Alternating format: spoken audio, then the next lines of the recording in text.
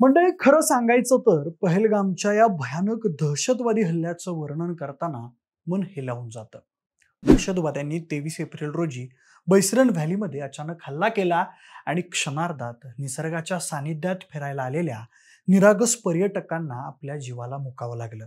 त्यांच्या डोळ्यांसमोर गोळ्यांचा वर्षाव झाला. आरडाओरडा, धावपळ आणि सगळीकडे केवळ भीतीचं वातावरण होतं. आणि अशा वेळी एका माणसानं धर्म, राजकारण, पक्ष, जात सगळं बाजूला ठेवून माणुसकी दाखवून दिली आहे.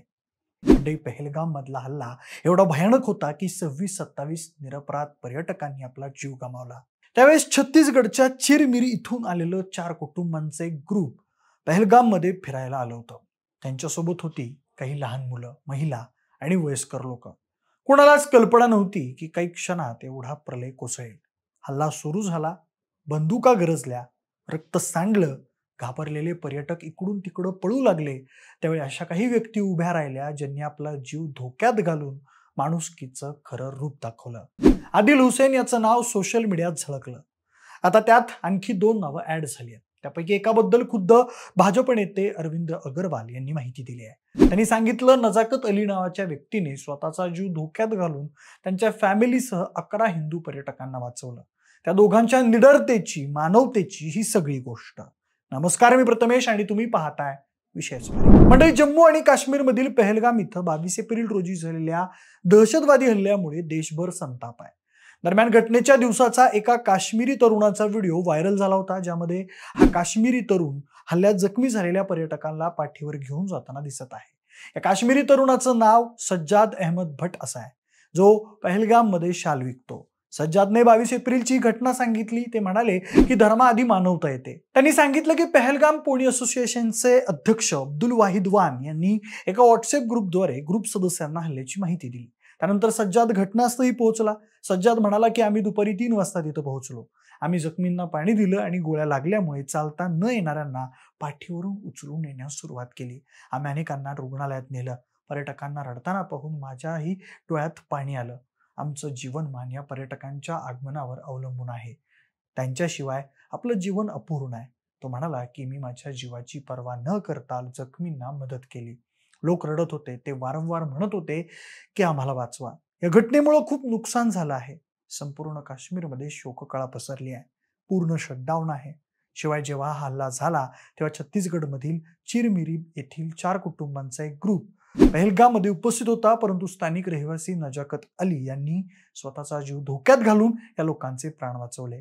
आणि आता त्यापैकी एक अरविंद अग्रवाल यांनी नजाकत अली यांचे आभार मानले आहेत. खरं तर अरविंद अग्रवाल हे भाजप युवा मोर्चाशी संबंधित आहेत आणि पक्षाचे सक्रिय सदस्य आहेत. मंगळवारी तिथे दहशतवादी हल्ला झाला तेव्हा अरविंद यांचं कुटुंब एका ग्रुपसोबत काश्मीरला गेलं होतं. या हल्ल्यादरम्यान नजाकत अली या ग्रुपला काश्मीरच्या दौऱ्यावर घेऊन जात होता. त्याने स्वतःच्या जीवाची पर्वा न करता त्या सर्वांचे प्राण वाचवले. आता घरी पोहोचल्यानंतर अरविंद अग्रवाल यांनी नजाकत अली यांचे आभार मानले आहेत. त्यांनी त्यांच्या फेसबुक पोस्टवर लिहिलं आहे की तुम्ही स्वतःचं जीवन धोक्यात घालून आमचे प्राण वाचवले. नजाकत भाईंच्या उपकाराची परतफेड आम्ही कधीही करू शकणार नाही.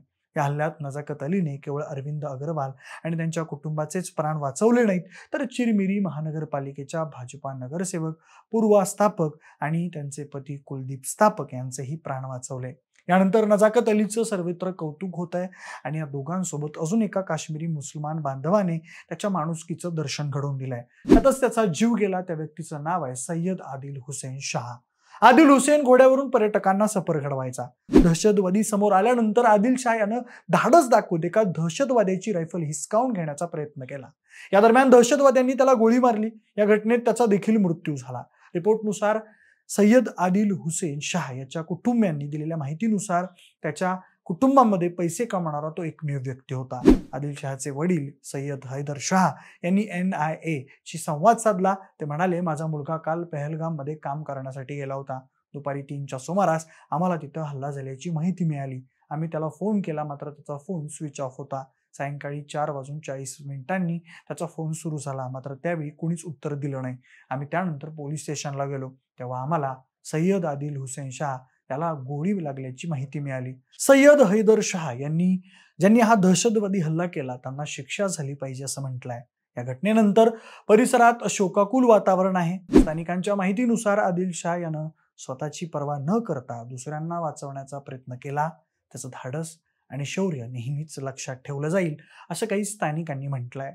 दहशतवाद्यांचं उद्दिष्ट फक्त एकच होतं, हिंदू पर्यटकांवर हल्ला करणं. ते लोक धर्म विचारून लोकांना टार्गेट करत होते, पण या सगळ्यात मानवतेचा धर्म मात्र अधिक बलवान ठरला. या सगळ्या घटनेने एक मोठा संदेश दिलाय. धर्म, जात, पक्ष याच्या पलीकडे जाऊन माणूस माणसाला वाचवतो तेव्हा ती घटना दखल घेण्यासारखी असते. बाकी धर्म काय, जाती काय, नाती काय, माणूस माणसाला मारायला कुठेच कमी पडत नाही. फक्त तेव्हा त्याकडे तितकं जागरूकतेनं पाहिलं जात नाही. बाकी या तिघांच्या साहसाची गोष्ट तुम्हाला कशी वाटली कमेंट करून नक्की सांगा. सोबतच आपल्या विशेष भारी YouTube चॅनलला सबस्क्राईब करायला अजिबात विसरू नका. धन्यवाद.